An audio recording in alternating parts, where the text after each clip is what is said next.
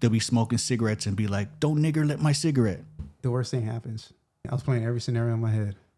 And the one that hit hardest was when I was thinking about like, oh man, my daughters. Friends wouldn't even know that what was even happening in Hawaii. They don't do half-ass things. Half-ass hobbies don't exist in Japan. Not anything that represents or put a dark skin on the front and saying this is, or even saying that Black people are part of Hawaii. That's what we're doing, working closely with the Obama Museum. Boom. And we're live. Yo, Todd, what's up, bro? What's up? So, hey, shout out your handle real quick. Oh, Todd Lagoon.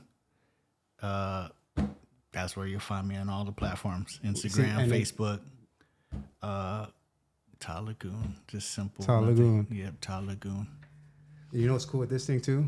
Is you can queue up certain images. So like when you said that, like yes, I could hit bop and then it'll be like Todd Lagoon's production. Yeah. Oh, okay.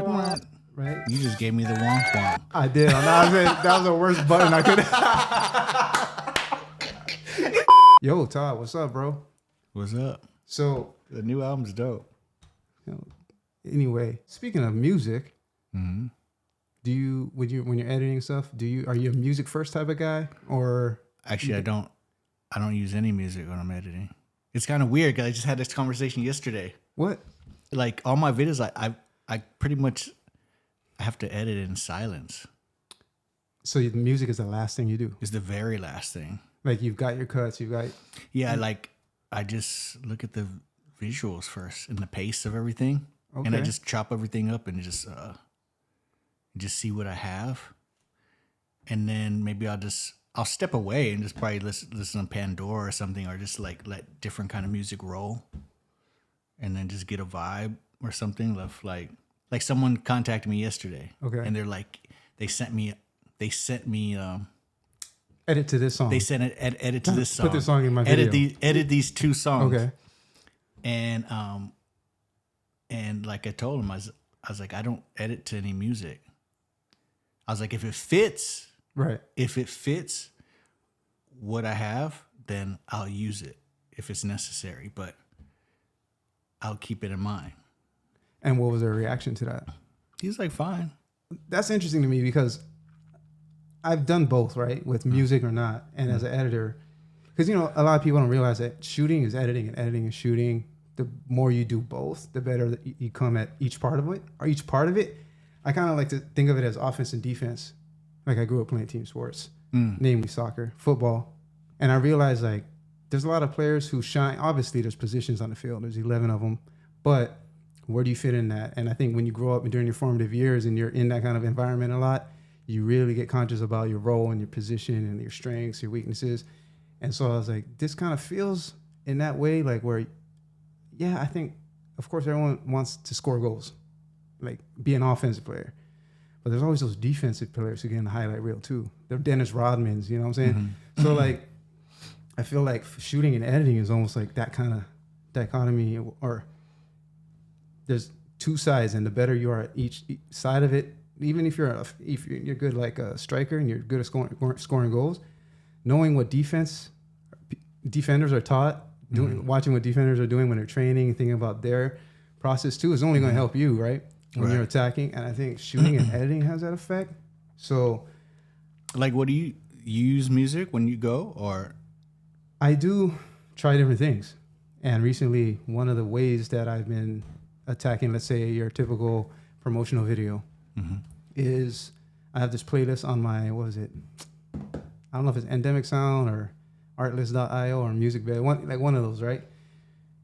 I have a playlist there that just says music first.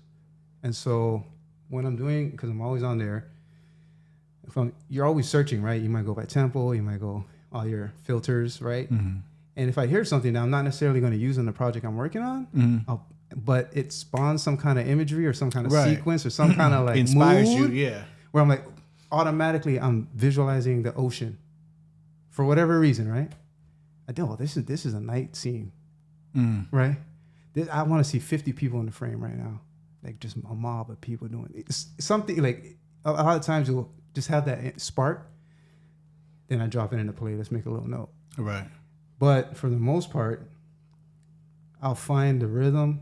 I know when you're looking at the audio signature in the file, right? It's in your timeline, and you can see where it's going to get softer. You can see the hits, right, and the peaks, right? So it's kind of like you have a visual cue too. Like, I know this is the high pace part, or this is the vocals part, and then this is the bridge.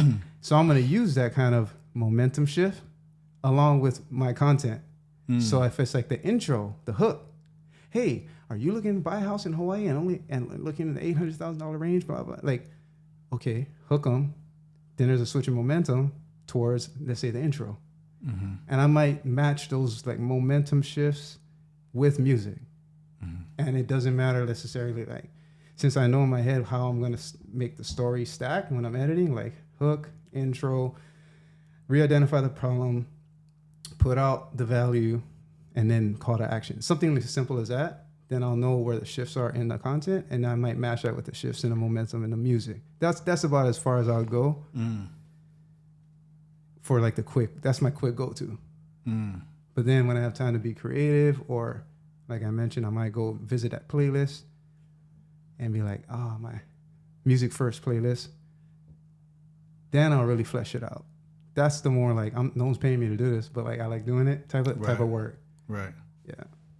So that's why, I mean, everyone has their own thing. Yeah, it's interesting. Everyone's a different approach to it. Mine is, I do that too. I like I'll just roll Pandora or whatever. I mean, whatever music's playing, right? I'll listen to it in the car and just roll around.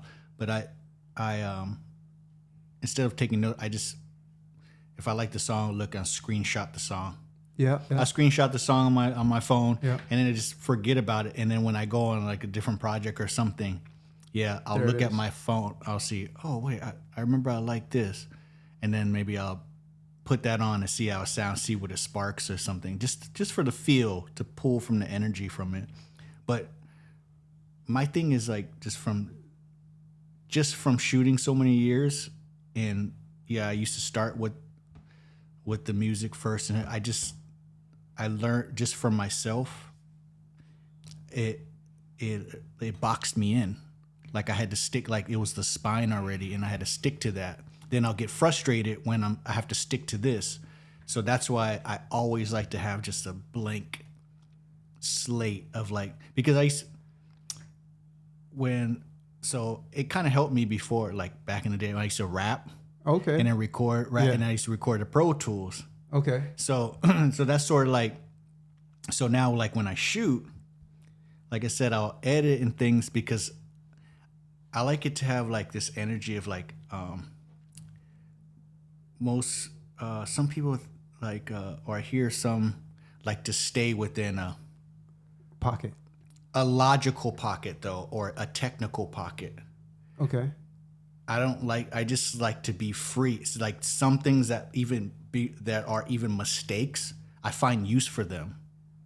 You know, it's sort of like someone, like a chef or something, they have and some people would chop off the fat and throw it away, but somebody else would use it another culture would use it, and that'll be a dish for somebody else. Well, that's how I am when I say material and I just chop things up. I go, oh, okay, this, even though it may be blurry or something, it looks interesting to me. It's a texture about it. So it's like it's flowing. It's like free flowing. I just don't like being boxed in. And then I'll create all my visuals first. And then it might be ongoing or something like, and then I'll just slowly just chop away, and then I'll have the visuals. Then if I find some music that might align with that, then I'll put it in there. Then I'll start chopping away around that music. Gotcha. And then so it'll start to fit. So sort of like putting on like a big suit, and then I start tailoring. The music's the big suit. Ooh, then I start tailoring around. Thanks for that visual. I'll start tailoring around the visual. Mm-hmm. And then I might go into that song too. And like I said, that's when the old school hip hop, like Pro Tools thing. Then I'll go into that song. Then I'll find parts of the song or up tempos down to or something, and then I might break that up, and then I'll rearrange that song.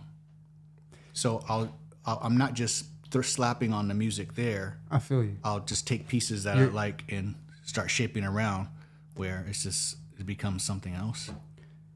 I think your music background is definitely lending itself to this. Whenever, yeah, I mean, because at the end of the day, when I speak to my music friends about this too, it's like from the outside, like if you ask my 5-year-old daughter what we're doing, she'd say the same thing. We're sitting in front of a computer, looking at a screen, like looking at clips and folders and like moving, Mm-hmm. And so there's like Minority Report or something. Right? I wish it was that easy. One day it'll be, one day it'll be just talking, waving a wand like a conductor. Mm-hmm. Right now we got to go through all these intermediaries, right? Mm-hmm. Which fucking costs money. But mm-hmm. at the end of the day, like what you're saying, I think part of it is I've heard someone call it like unplanned happiness, mm-hmm. or happy mistakes is another way. There's another word, kind of like wabi sabi.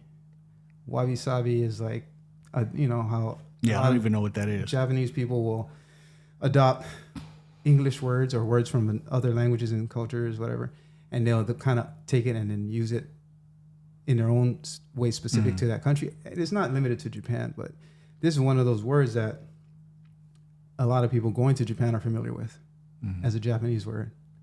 And in short, it's something about like, I'm going to mess it up, but it's impertinence, meaning the way I interpret that is, look, everything's going to die. Everybody's going to die. Every company will die. Every employee will leave you. Like, there's an end.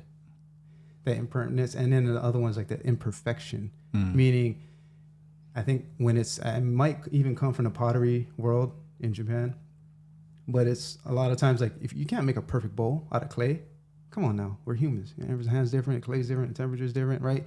There's always going to be something that some might call imperfection, but there's like a crack maybe. When you threw it in the kiln, it cracked. Maybe the glaze didn't turn out the color you thought it was going to be. Whatever the case, there's always that variable that is unplanned for. But that's what makes it unique. That's what makes it unique. That's that idea. Lean into that. Yeah. Use that fat that in your example, like cutting off a piece of fat, like one man's trash, another man's treasure. It's like, how can you use the things that, let's say, weren't in your plan?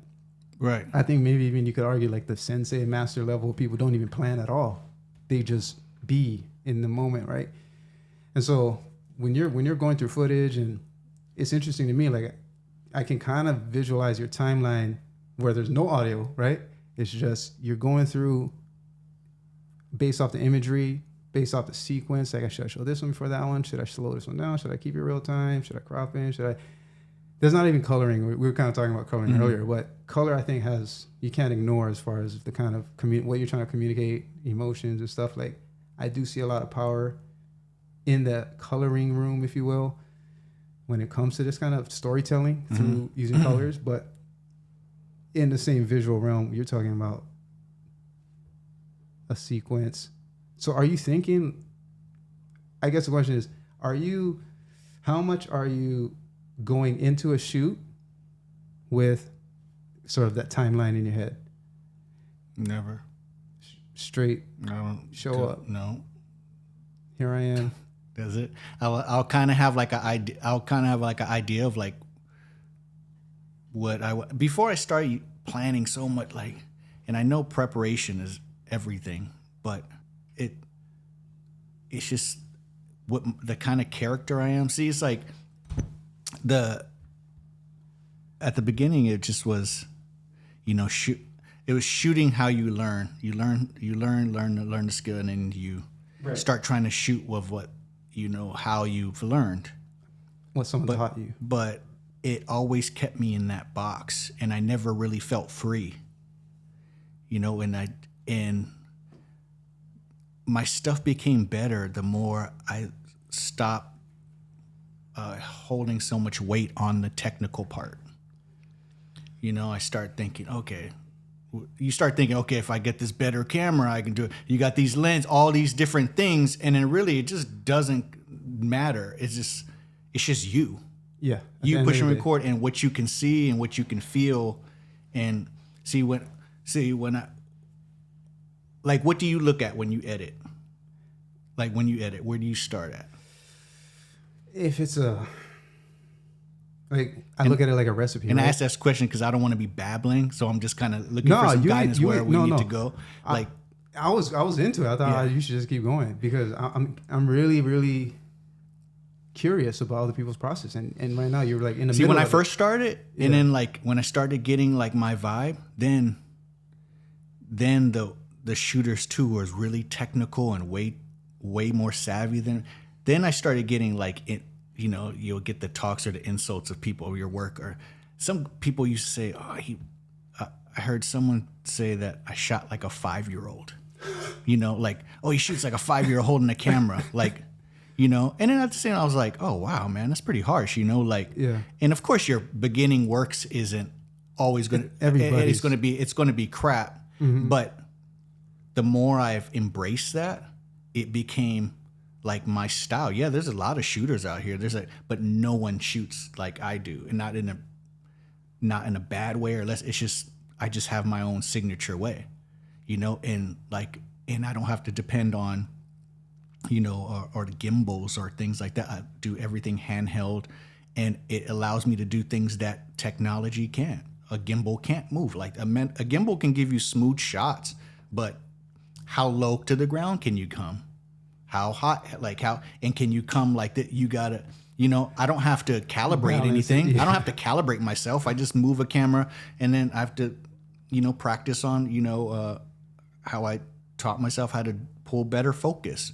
In action, not pull focus while I'm, you know, on, you know, a tripod or anything, or not to down those things. It's just the way I like to work. And when I see things, I don't want to have to wait because that moment's gone already. See, those kind of things. It's like that's what I hear many people like. That's what they like about my stuff too. Is like I'm capturing things that they would. It's not coming at them head on. Like sometimes my shot might be coming from this way. Something might be, and it's just some way you wouldn't even be thinking your mind might be even going. You know, it's nothing like genius about it. It's just the way it flows. Just because I'm really drawn to people's feelings and from content. I don't want it just to be content. I want the feeling to go up and down, and like especially if it's like a video for like 2 minutes or 3 minutes, and we know how that is. It's all this information, but I'm really focused on the expressions of people, what they're doing, how they're connecting with each other, if they're even seeing me, see them, you know, like some of my best shots are like unplanned or somebody's not even planning to do something. I feel you. And it's just the most awesome. And they're like, and then they don't even realize that they're doing it. I think those are special moments. You know, that I can't help but think about weddings. Right, done many of them, and there are very strategic times that you don't want to be like notice. You want to be candid. You want to let the events and people sort of unfold in front of you uninterrupted. You turn the direction dial to 0. There's moments like that, right? And there's ways to sort of mitigate your sort of presence from like the angles you take, like you said, or the gear you use. Like, am I holding this Canon C100 with a 7200 and big monopod, like, or tripod or whatever the case be, right? Gimbal is real obvious, like, oh, he's shooting me, right? And I feel like when you're talking about emotions and capturing things, that plays a part. Not only, in fact, I would argue what you're talking about without the camera is more important than the camera itself. Like, you know, lenses, bit rates, color profiles, all these things. It's like that knowledge of where to move, how to talk to the mother of the bride, for example, how to ask someone to please put their phone down. Like all these things that are relationship based and communication based, those skills are as important to me as like the lenses, the cameras, the lights, the mics.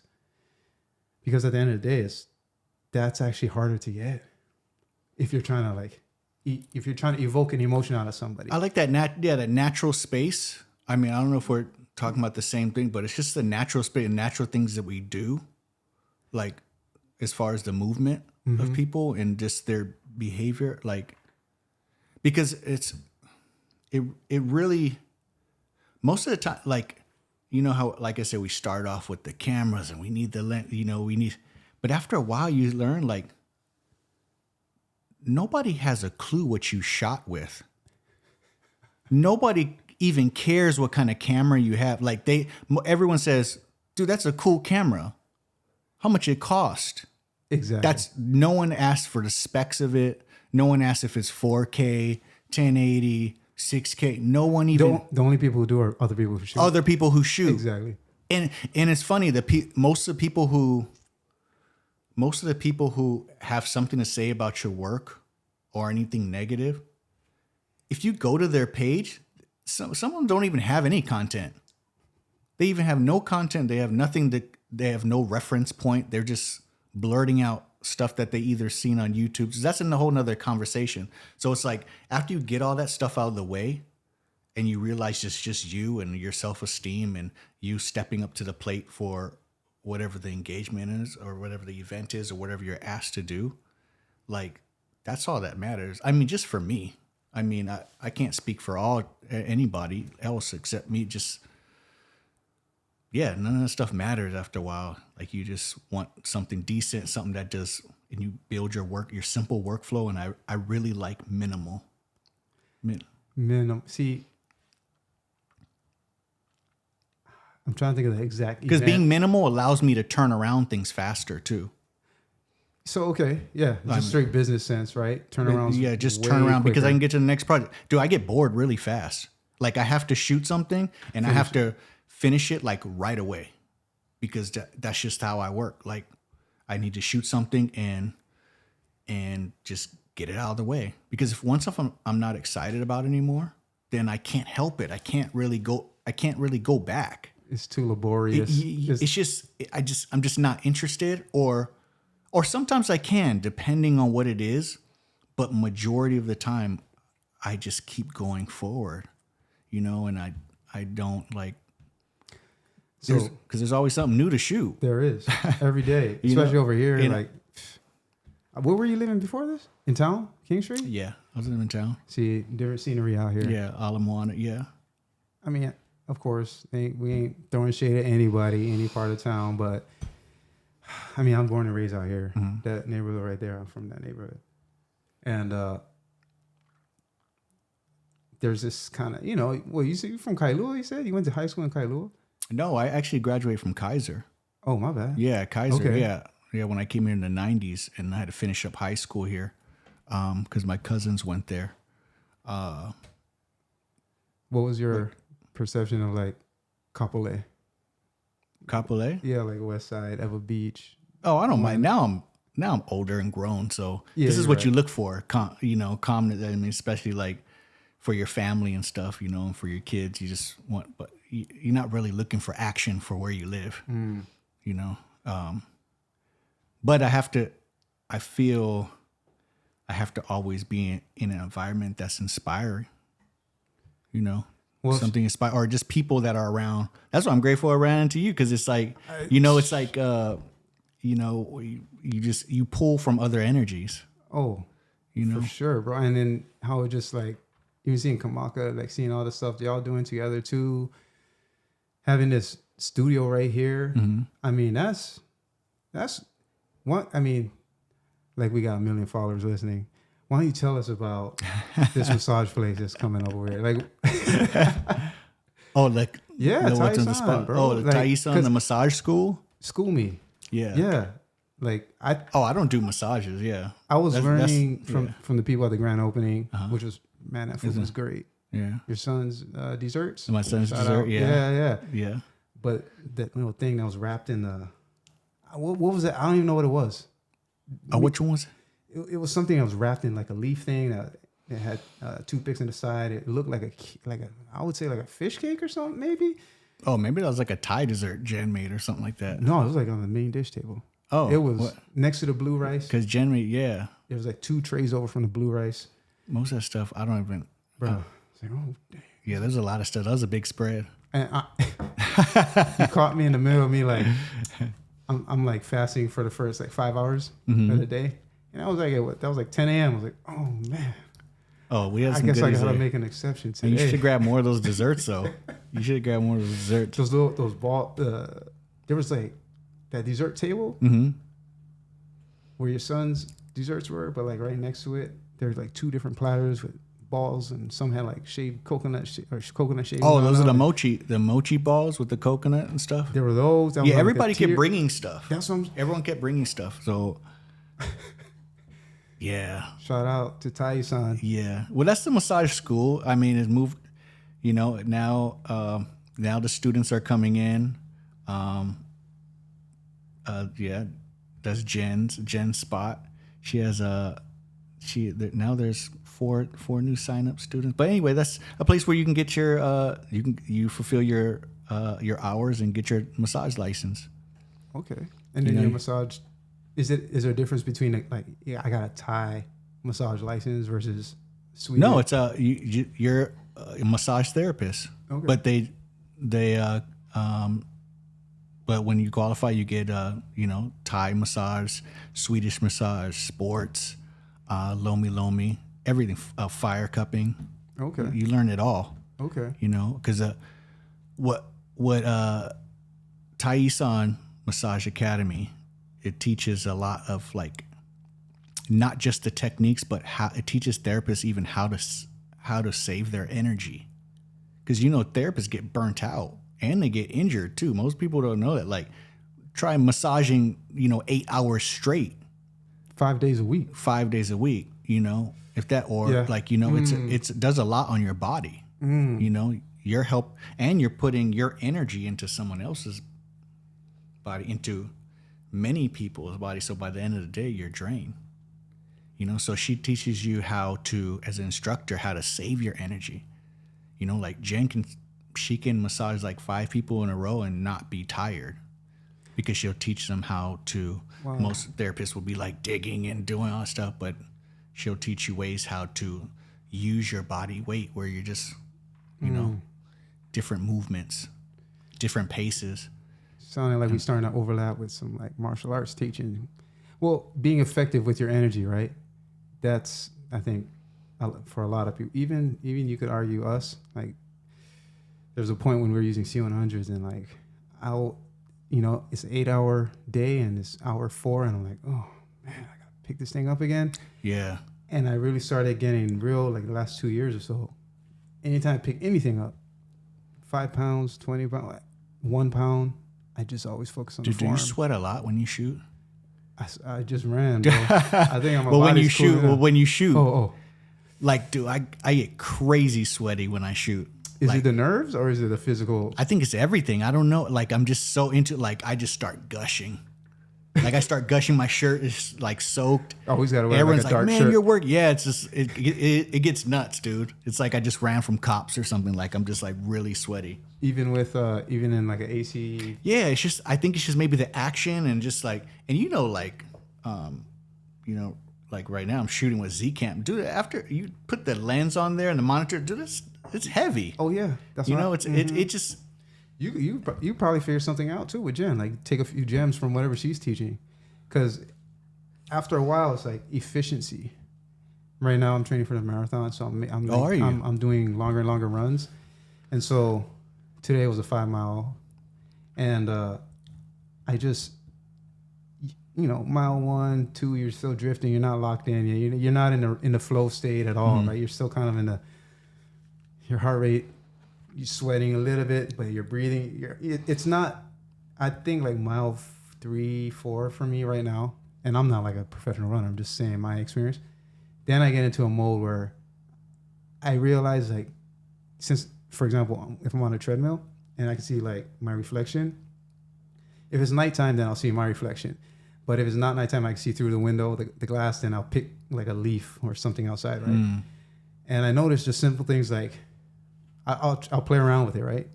It's, for example, I'll try and make my head straight. So, like you see a lot of like clips now on TikTok, YouTube Shorts, whatever, Instagram, like where someone's dancing, but their head stays centered. Oh, so right. Everything else in the like frame. Tracking. Yeah. What's that guy's name? Q Lee or something? Was that the dance videos? Is they're like their heads like their bodies are like hopping around, like it's like face track. I feel like face that. tracking, yeah. So basically, I try and do that, like keep my head as centered as possible. It's not moving, and then I see how my shoulders move, where my hands stop when it comes up. Maybe sometimes I'll try more of a twist like this, so my hands are coming up across versus straight like this. Or I'll try a little like the way I hold my hands if I open it, if I go like this, if I hold it like a fist, and those little things. So like a He-Man doll, like a He-Man, that would. I say that to say I still haven't found the efficiency yet, but I do feel changes. So I'm thinking about this, thinking, okay, if I do a 5-mile run, you feel so short, dude. I got 26 more. Sitting across from you make me feel so short. We're the same, bro. No, you're much taller than me. You're much taller. I feel like we're eye level right now. Yeah, I'm eye level with your nose. It's like eye nose level. Nah, I get what you're saying. I get what you're saying. Yeah. Well, I mean, because that reminds me when you say you're shooting. I saw you shoot too with the Z Cam at the grand opening, and that reminded me of some years ago when I had a cage. It was for a GH5, so given it's a lot smaller. But I enjoyed that. How you said, like, really, there's no latency. It's like if I want to be right there, I can be right there. Now the left hand is real nice with the focus. You kind of figured out your lens, your go-to. You can eyeball things and kind of know what's in focus. I kind of miss that. It feels a little more crafty and artsy shooting like that. Like you're gonna get those, like we said, wabi-sabi. Like those imperfections, but usable imperfections, versus the again perfect autofocus tracking roto head type camera, whatever, you know. Yeah, it's just funny because it reminds me of like even like how Pro Tools days too. Like you're trying your best to get everything so crisp and clean to only go throw a plug-in on it to go blur it up or to add some effect. No, put the was it 35 millimeter grain on it, like. Dude, just crank up the ISO and just like, you know what I mean? It's like, and you know what? So like after a while, it becomes just like, I notice just sometimes this being in this game, the visual game and the shooting, it's just like they're just trying to sell you more and more products. Oh, they're just trying to sell you more and more, and you just go, and then you realize, and then you always just. I bought so many things, I end up just going back to the thing I like the most. You know, you know what? We all get caught up in hype. You know, real talk. And then mostly reselling stuff, getting less than what I paid for. You know, after a while, you just get you realize like that ain't the way. I mean, it's for me. That ain't the way, and it's just really just slowing me down because if everything new I got to purchase, then I got to learn it. Right. And I end up learning it, then that's obsolete, or the newer version of that. It's the iPhone thing. It's the iPhone complex, but with everything that we need. Right. Even my iPhone, I don't even really use I use it for my emails and calls and texts and the basics. 3 years, I think. But you can juice it for 3 years and you still be relevant. You'll still see a lot of tutorials on YouTube. You know what I mean? Now, if you try to look up tutorials for like a GH2, what I started on, I'm sure they're there. I'll dig them up in YouTube, but there's no new videos being made on that. So if I have a firmware problem or a question, now I'm digging in forums. You know what I mean? It's like a higher hurdle to sort of stay with those tools that you're committed to. You're like 3, 4, 5 years in deep. All this in here, like I see a upside down hourglass on every single one of them. And I'm like, make sure this thing gets paid off. Make sure this thing gets paid. Make sure it gets paid off. One thing that never changed though, that was valuable. I mean, as far as everything else was the glass. Oh yeah, see that? The lens, like that's an investment right there. You can't hate on that. Like no, yeah. No matter, but that everything else, as far as the cameras and dude, those prices just cut in half like in a year. It's down irrelevant. And it's like irrelevant, and then the updates ain't even there anymore, and then they just try to sell you something else. Exactly. You know, so now we've priced it so that you might as well just buy a new one. You could repair it, but sending it to us, this fee and that fee, you know, if you just sprang for a little bit more, a couple more $100, you just get a brand new one. Right. So now I'm just trying to be a master of me, of what I can actually do and what I see. And now and now it seems like the people's appreciation for what I do too finally is aligned with what I actually do now. Now I feel like, oh, now people are like, oh, it's dope.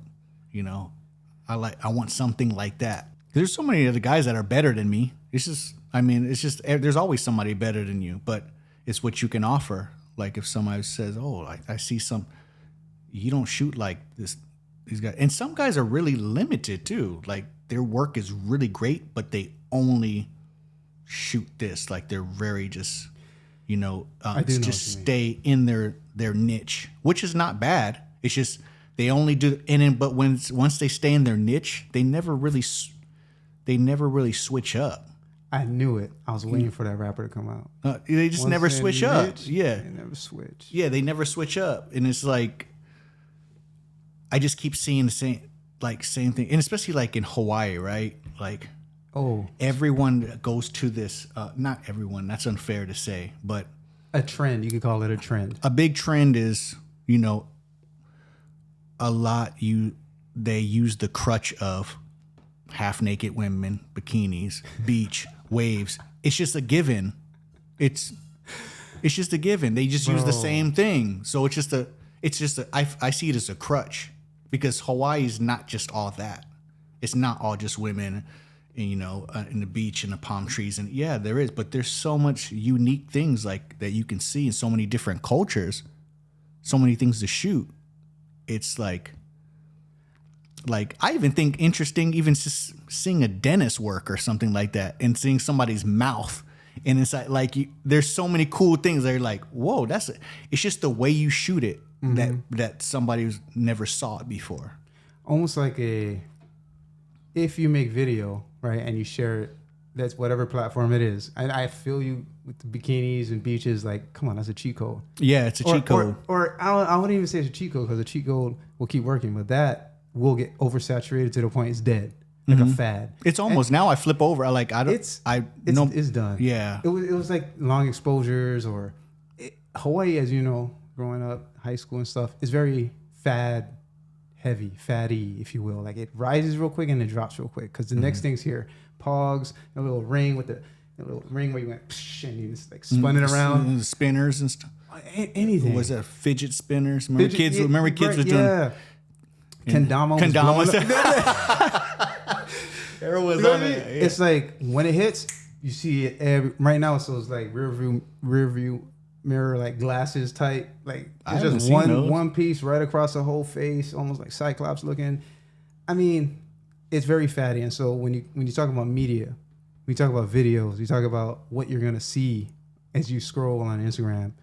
I get it, and ultimately, I feel like as a creator, it's only, you know, you're a chef, you're putting out a flavor. Not everyone's gonna like it, but the people who do, your vibe attracts your tribe. Yeah, the people who like it gonna really like it, and then before you know it, like it sounds like you're already experiencing this, where you're just doing you, figuring out, like you said, I'm figuring out me, and the people who fuck with that are gonna be people you look around, you find around you, right? Like your vibe attracts your tribe.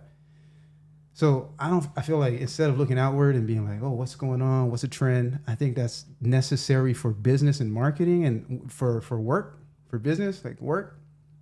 But then you're still going to have that zone, that place where you can just feel what's right, do what's right, have fun, make mistakes, try something new, collaborate with somebody, do something you would have said no to.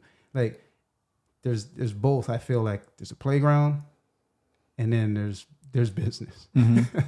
And so now, I mean, especially 2022 in Hawaii, a content creator, a videographer, photographer, whatever, you got to find ways to make money, right? How do you monetize your talent in this market? Not even this like local Hawaii, because you can, you know, leverage tech and be working and providing your skills to anybody, anywhere. Can travel cheaply, kind of. But like, I feel like everyone's kind of chasing that. I want to just do what I want to do, but I still have this skill, so I might as well make money doing it. And so then when it comes to, it's like 11:30 p.m. and you're looking at your list, like, I gotta deliver that edit tomorrow, but I really want to do this. And it's like that fork in the road that everybody knows and everyone's familiar with, right? It's like, fuck. You end up paying the bills. You know what I mean? If only we could just focus and grow and pour into this side where it's like, I just want to explore that. Yeah, I don't know. I mean, I'm listening to you. I'm like, man, I miss doing that kind of stuff too, where it feels more crafty. Well, sometimes I'll just I'll do a lot of shoots too for free because it lets me push the envelope about something that I never would normally shoot, and it allows other people to see what I can do other than what, because before I used to do, like a lot of rap videos. Before I used to do like, jujitsu videos. I do jujitsu, martial arts stuff, and then rap videos but sometimes you stay too niche. People don't seek you because they think that's all you can do. Yeah. So sometimes somebody be like, oh, I always wanted to ad for something like that. I'll be like, okay, let's go shoot it. You serious? Let's go shoot it now. Because it's really just costing me time. And if I got some free time, you always have this moment of free time. Everyone says, sometimes you have this moment of free time and I'll just use that. I'll use a shoot, but it's not just a free shoot to me. It's practice for me. I feel you. To see. And then not only when it turns out well, I throw it on my portfolio. Exactly. So people can see, individuals can see like, but I stop really just caring? Because I don't like to be boxed in about what I can do, and people telling me what I can be in, or just staying away from the trends and staying, because at one point, you get caught up in all that stuff, and especially with social media and things, you see people like, got the numbers for such and such views or this and that, but the thrill isn't there. I go for the thrill too. Like most people do. Some guys go in with their, even fire dancers. I'll go right up to the flame. I don't care. Like, get in there. I'll get in there and they'll be like, you could just punch in and crop it. No, I want to be where the whoosh. I want to be right where here. I want it to be right there. And then when I'm a thrill seeker like that. Like, okay. I just like to, what it not too extreme. Not that's going to cost me my life, but it's something that would get the shot. First of all, I got poked in the eye with a sparkler at a wedding. Oh. So, yeah, it gets real. I was on the gimbal, like, okay, bride and groom, it's time to leave, right? So the guests hold this big, not your regular sparklers, like these. Oh, long sparkler. Big, thick, long sparklers, right? So the guests make an aisle, the bride and groom are at the far end. I'm at the opposite end with the gimbal looking down, right? In the aisle. The worst thing happens. As I'm gimbaling, I just feel it. I don't even see it. And I knew immediately what just happened. Did they realize they did it? Just the next thing I kind of remember, because, at that point, it's just instinct and reaction. Like, you're not even thinking about it. I just pulled back. Next thing I knew, like, I was standing straight up. Because, gimbal was a little bit lower. I was standing straight up, squinting this eye, and I knew I assessed it. I was like, I'm not burned. Because it's a sparkler, but enough time had elapsed that the sparkling part had already made its way down the stick. So what actually the tip of it was already like the burnt, charred. Ooh. But see, that's the thing. It's burnt, charred, and gritty. So the first assessment was, oh, okay, good. I'm not burned.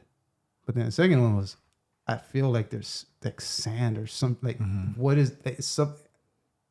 And I kind of opened my other eye, and I see the auntie, who was like, she was in shock. I was like, okay, like, it was hers.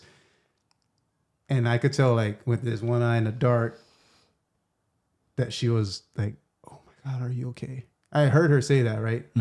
And at that point, I realized, like, okay, it's not burned, but I do feel something wrong with it.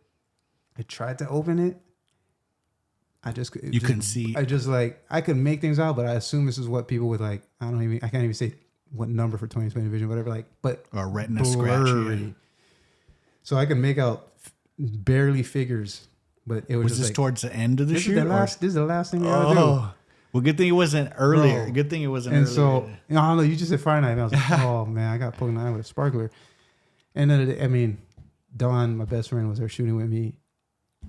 Linda, I don't like out people, make people feel bad, because at the end of the day, it was a Corbin, what do you call this thing? cornea abrasion on the cornea or something like that. Basically, it got cut. They put some stuff in there. The guy gave me some like ointment, whatever. Healed up in a few days, but like it was still sensitive.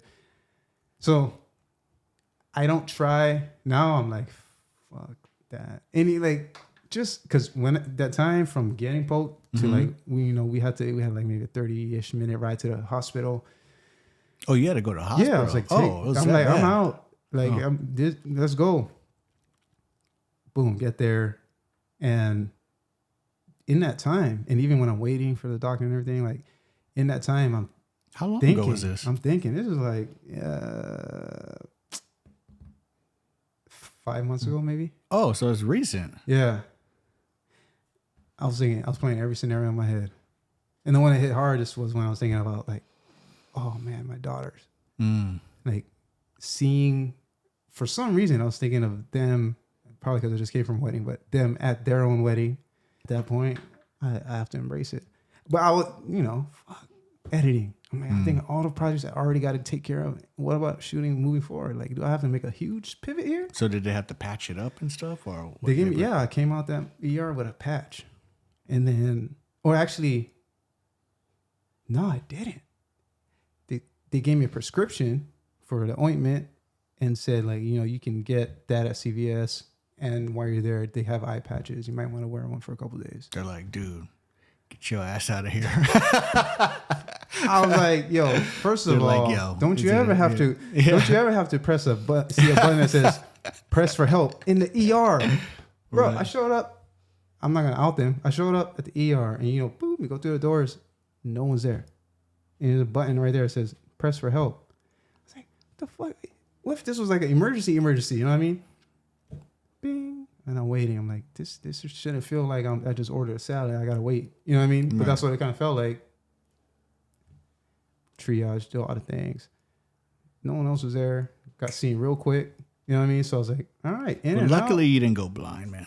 I was just having that thought yesterday of like, what if like, it's hard to lose your sight or something. Like, that would be difficult. Like, of course the universe has its own plans for you, but it's that thought crossed my mind. Like, oh man, for those people who can't see or, because these are our tools, what we do, our fingers and our eyes, and well, actually our whole body. Like, it's like, I'm sure we would find another outlet, right? But this is the one I want to use now. Oh, this is the outlet now. It made me like really appreciate time out. Like, it just it's one of those things that, what is it called? Something like being aware of that you're gonna die. Yeah. I mean, back to the wabi sabi. I mean, shoot, that kind of injury often is the jump off for someone somewhere, some athlete, to find out something else, right? That leads you on a different path that might be even better. So yeah, like you said, whatever the universe has in store. But I mean, what I was thinking, and those few days was actually, that's the biggest takeaway. Like actually, that was actually almost like a blessing to make me really appreciate what it is that I do, and how I can impact people. The gift, if you will, the skill that I choose to hone. Yeah, now a lot of stuff I'm shooting it. Now it has to be, now I'm really picky. Like, it has to be intentional now. Like I doing a lot of stuff for fun, but it's more like just for my spirit and my soul calls for. But I'm being like the stuff I'm doing with Kamaka. Yeah. Explain that, because, go ahead. What are you doing with Kamaka? This is a spiritual thing though too. And like he's in this space though too. I reached out to him early last year. I had an idea for a kid show. I want to like do a kid show because there's not enough like kid shows or interactive kid shows, and I wanted to have a host on there and do something like there's no shows like a Reading Rainbow or something, and it was just an idea. And then I came across Kamaka, and he was. But every time I seen him, I wanted to do something with it. Like I just knew he was, because he's very special at what he does too, and who he is. So the more I start connecting with him, I realize like just what I saw was he can connect to many people. He can connect to adults, to kids, black, white, gay, straight, anything. Like his tone and his humility is like, it just connects to many. And that's a perfect element, I say, for like a host. And he's at the right age to connect with everyone. And him being black and speaking Hawaiian, you know, and his background, like that was very important too, because I look at those unique things. And then I noticed when I first heard him, it was over like a decade ago. The first time I heard him, I was washing dishes and I thought it was a Hawaiian lady singing on TV. And I looked up and I saw this black dude and I was like, what the hell? I was like, what is this? And this is like right when he came out and I was like, who is this guy? It just, you know what? It just struck me like in a weird way, I was like, what is this? Where is this go? What's happening here? And then it just like, and then I seen him out for a while and then I just didn't hear about him for a while, for like a long time. And then you hear about a couple years pass and you hear about him getting or see him out or something. Until I got to this point where when I started, where I got into this space. And when I started looking at things that are intentional, I started looking at him because I want to reach out again. But I also noticed that he's not part of anything largely in Hawaii. Like they're like a lot there. It just seems like he's just not being recognized the way I feel like he should be recognized or seen or represented. Or I didn't feel like, and I could be wrong, I'm just going by how I felt, I didn't see or feel like anything just pushing him out there, as special as he is. He should be on the he should be in the front always. His presence is unmistakable. It's like immediately recognizable. His voice, I mean, we haven't talked about his voice yet, but also the backstory. And I think, for us, I feel like we got to do it. You're already kind of approaching the subject in some ways and with your work, with what you're doing with Kamaka, but that Black in Hawaii experience, you know what I mean? I feel like we know, it's almost like that nod. So my wife's Japanese, right? So when she sees me like walking and then there's another black person and then we know we're going to pass, she's like, oh, you're going to do it? Yeah. You're going to do it? She's like, no. You did it. Yeah. Like, yep. You know what I'm saying? Like, and I think that happens when it's a little different. I spent 5 years in Oregon. I know you got some history in Cali too. Mm. And I spent 8 years in Japan. And in all these places, the nod goes down. But I feel like when it happens here, and it's with, like, for example, you or Kamaka, it's like, it's another thing because it's home, number one, but then it's Hawaii. The thing that is Hawaii, that exists in this planet, mm-hmm. What is Hawaii? In there, no, it's the nod. And I was like, yeah, there's this almost, how you say, there's not as much, let's say, recognition or the platform that he deserves. I feel like now with what you guys are doing, that's kind of, could be the jump off, right? This could be the jump off. Well, for that kind of, it touches me. I mean, I don't say jump off like he's not already popping off. Mm-hmm. You know what I mean? Like he's doing his thing, but you could just throw that gas on that fire. He's already burning that Kamaka flame. Boom! Now here comes Todd. What you see in him? Are you saying like almost this indescribable? But a lot of the things that's popping off too. I mean, that we're engaging in, and that is because we're making that initiative to do it. you know, or some of the like the content that we're like, no one's signing him up to do it. Like, you know, it's almost, see the thing with Hawaii, okay, I have this relationship with Hawaii, like for a long time, even though like growing up, originally I was born in California, raised there, East Bay and Los Angeles, and moved around. I stayed there consistently, you know, and always was one of those kids who just moved around back and forth from Hawaii. My mom couldn't get it together, so she'll send me to different relatives, right? Mm-hmm. That's at the time. So that's how I ended up coming out here for 4th and 5th grade, moving back. Then come out here 7th grade, then move back.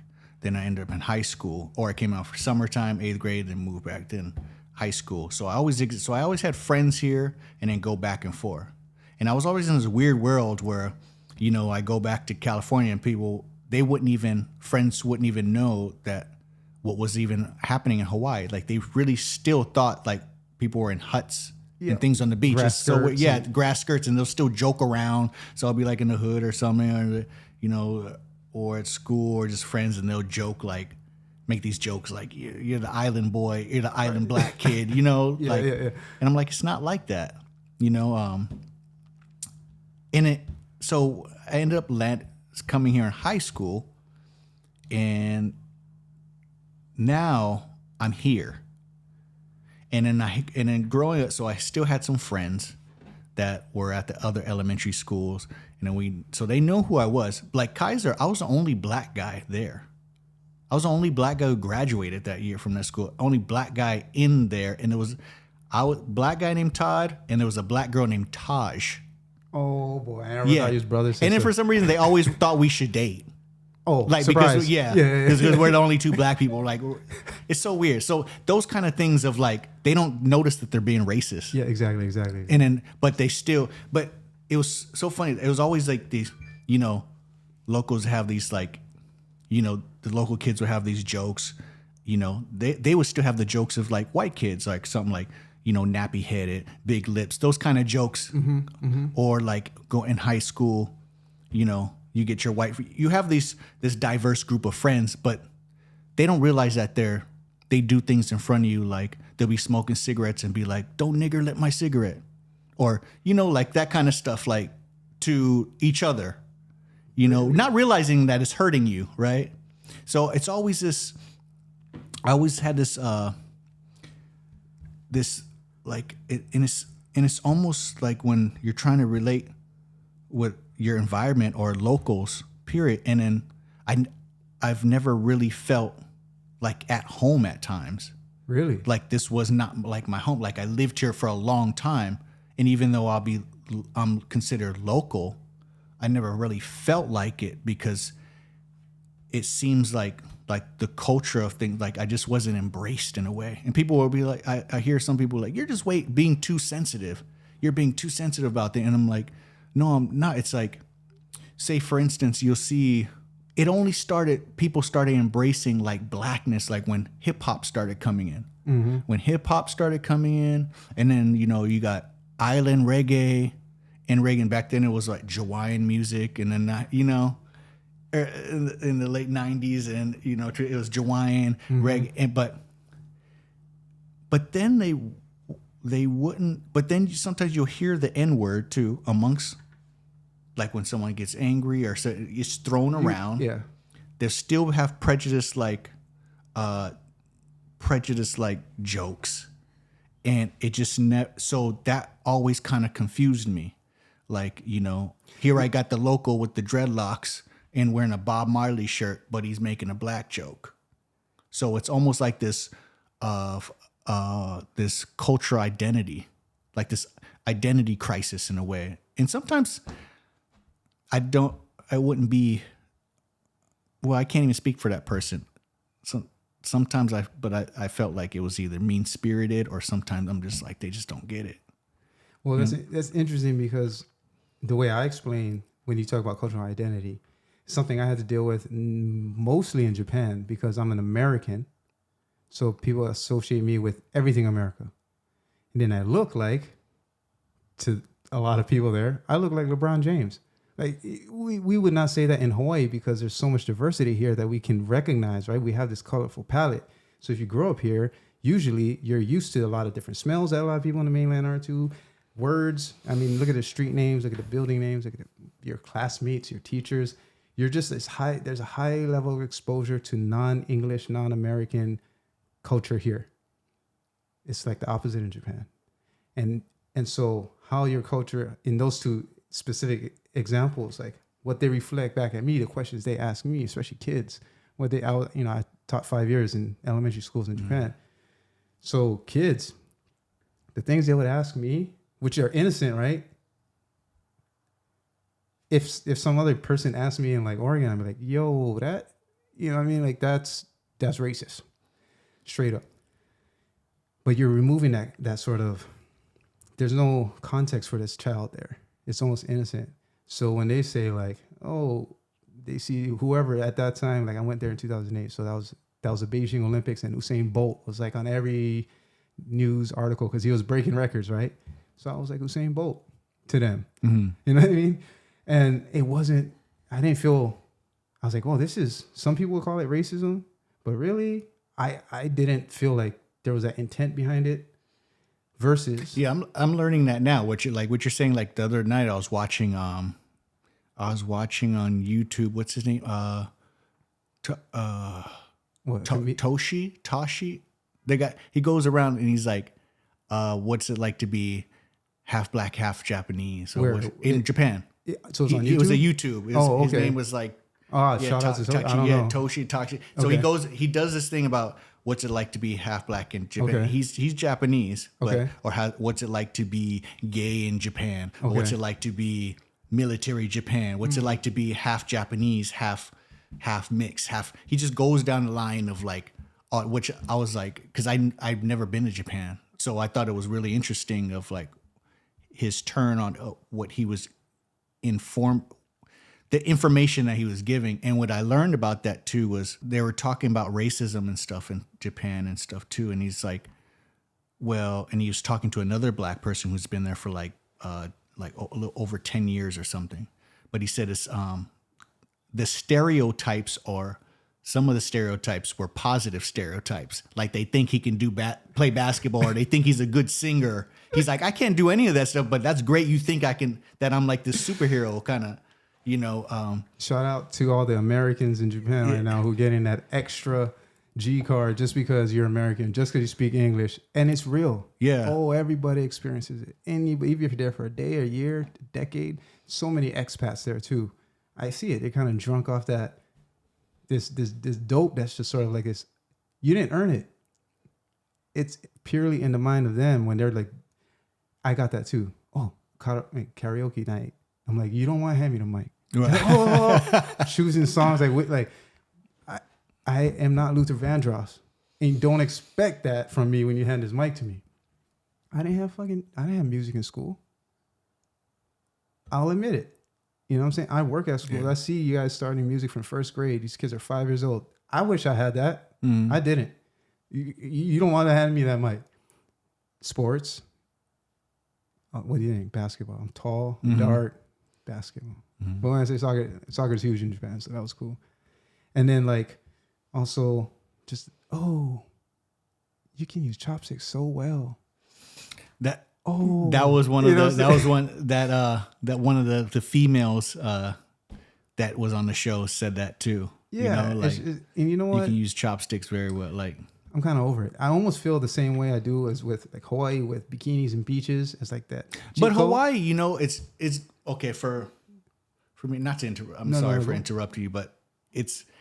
I think Hawaii just knows better though, because you're still in the States. Japan is over. No, that's what I mean. I give them a pass as far as like things said to me that if said in this context over here in this country would not fly. You get canceled today if you said that. Because over here, I don't give Hawaii people the pass because you're pulling inspiration from our culture. You're pulling inspiration. So why, if you're using the culture, it's your responsibility to know what the background is of that source. And you know what? In Japan, they do it so well. Not only just look at YouTube and just say like Japanese subculture. You're gonna find subcultures like lowriders, like from like South California, like straight up. You just adopted it hard. Right. Dickies pants, freaking everything, Converse shoes, like, and they go through the trouble. They don't do half-ass things. Half-ass hobbies don't exist in Japan. That's one really good thing. They respect craft skill, dedication, and commitment. So if someone says like, I ballet, they don't ballet like how you did when you just started 3 weeks ago because your friend taught you or brought you to their intro class and now you're doing the first 3 classes for free. Nah, that's not. You don't say it unless you're actually in it. And so when they do adopt, let's say, a rap culture, oh man, I miss some of the hardest. Like, you imagine that spirit of that commitment, dedication, right? And pour it into any cup, whether that's hip hop, this like lowrider culture, and not just hip hop, but any kind of subgenre of music, dancing. Like so many flamenco dance schools. I'm like, what? Like little niche type things that somebody wants to pour, they will pour as far as energy, effort, tears, blood, sweat. That's one takeaway I got from my time there was like, I won't say it unless like I have that certain level of commitment, dedication to it. Not otherwise, I don't say I do certain things unless I'm doing it at a level that I can feel like, yeah. Like in Japan, I could say it. I do X, Y, Z. All right. You see me actually doing it. Videos. Like, bro, drones were just taking off when I was still there. People were like figuring out ways to put GoPros on these homemade balsa wood, like drones with the circuit board, and like they're custom ordering pieces. The same way you see like people who make RC cars and stuff. Imagine that just poured into like, all right, let's do aerial photography. Beautiful. So they go hard in it. Yeah. So I feel like they might adopt the culture, but when you said, I think you use the word use, yeah, if you use profit, benefit from it, emulate it, right? It's like, yeah, then you have that responsibility. Not only you have the responsibility to learn about it, you have a responsibility to protect it as well. And not, like for example, you can go on Instagram and type in you can type in Hawaii model. Scroll it up. Look how many dark faces you see on there. Scroll it, all Asian, white, Asian, white, Asian, white. You won't see anything. You can still scroll. I challenge you to do it now. Do it right now. How many you'll see? Like how many people that you see, or how many things that you see in Hawaii that has a dark-skinned person on the cover that represents the face of Hawaii? What do you want me to type? Hawaii. Just type in #Hawaii model. Okay. See how many things you get, but I'm just saying, for the face of Hawaii, I noticed no one puts a dark-skinned face in front of Hawaii, but yet they adapt a lot of they're inspired by a lot of the culture. The kids wear the hats, they dress like it, they speak the phrases. First dark face. Sorry. Yeah. But person of color. Yeah.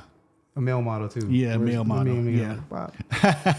Shout out to this guy. Okay, with that one. Now, how many else you got? What is that, one? No, the rest is exactly what you said. Exactly what I said. So if you look, and that's still today.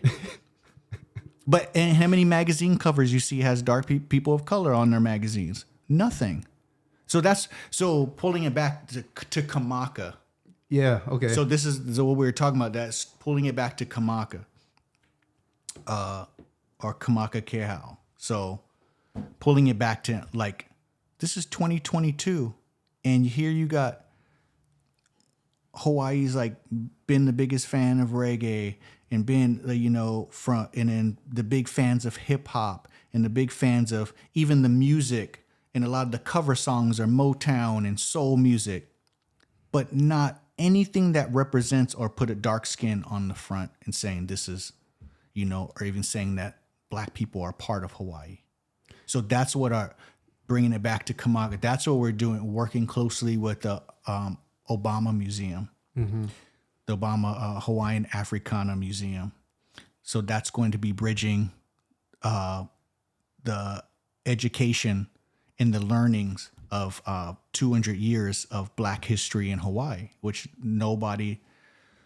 I support that. I have a bad word of saying nobody, but I'm saying when I say some, most, not literally. Nobody. Yeah. A lot of individuals do not know of these stories of, you know, Anthony D. Allen or Alice Ball or, you know, Adam Keave, I believe. One of his posts recently put me on that as far as like, oh, there it is. I'll just show it with you here. This guy, Adam Keave. So he shared this. Can you send me that? Yeah, I'm gonna send it to you right now. Shout out to Adam Keave for. I mean, he's dropping gems all the time. And you can, I mean, and look, I mean, and they can argue with me to the sun goes down, the sun goes up. It's look at the old pictures of royalty, even like of Kamehameha and family and the lineage. They have big noses, finger waves, black area. You know, like it's the essence of like, you know. I've been mistaken for Polynesian many years. When I had hair. I mean, the proof is in the pudding, man. It's like when you see it, you're just like, you know what it is. No one could tell you anything different. We gotta call it here, but hey, come back anytime. Definitely finish this up. Peace.